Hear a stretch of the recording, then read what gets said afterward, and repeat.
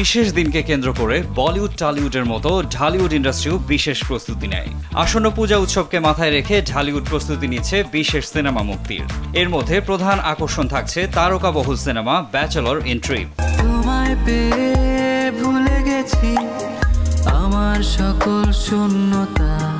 জানা যায় এটি একটি ট্রাভেল স্টোরি নির্ভর সিনেমা, যেখানে উঠে এসেছে করোনা পরবর্তী সময়ে মানুষের জীবনকে উপভোগ করার তাড়না। একটি জীবন যে কতটা মহামূল্যবান, এই বোধটা সেই সময়ে মানুষের মাঝে বেশ জোরালোভাবেই কাজ করেছে।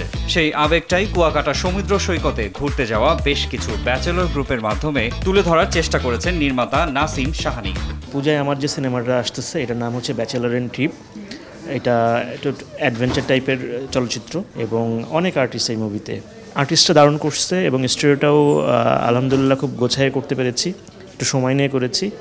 আশা রাখি দর্শক চলচ্চিত্রটি উপভোগ করতে পারবেন।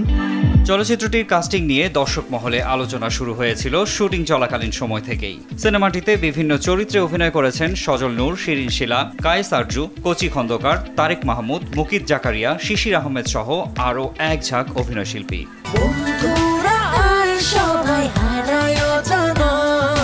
2025 সালের 6 ফেব্রুয়ারি চলচ্চিত্রটি বিনা কর্তনে মুক্তির অনুমতি দেয় চলচ্চিত্র certification board. Romantic comedy adventure ঘরানার এই সিনেমাটি নিয়ে ভীষণ আশাবাদী প্রযোজক। অনেক প্রত্যাশা, আমি তো চাইবো আমার সিনেমা সবাই দেখুক। আমরা এই ট্রাভেল স্টোরিটাকে আমরা 3 ভাগে ভাগ করে ফেলেছি। এই যে ভাগগুলো করেছি, নবীন, প্রবীণ আর টিনেজ আর কি। আশা করবো যে আপনারা যারা আছে, বিশেষ করে তরুণ প্রজন্মরা, ছবিটা দেখলে আপনাদের অনেক ভালো লাগবে এবং কি ট্রাভেল সম্পর্কে অনেক কিছু জানতে পারবেন।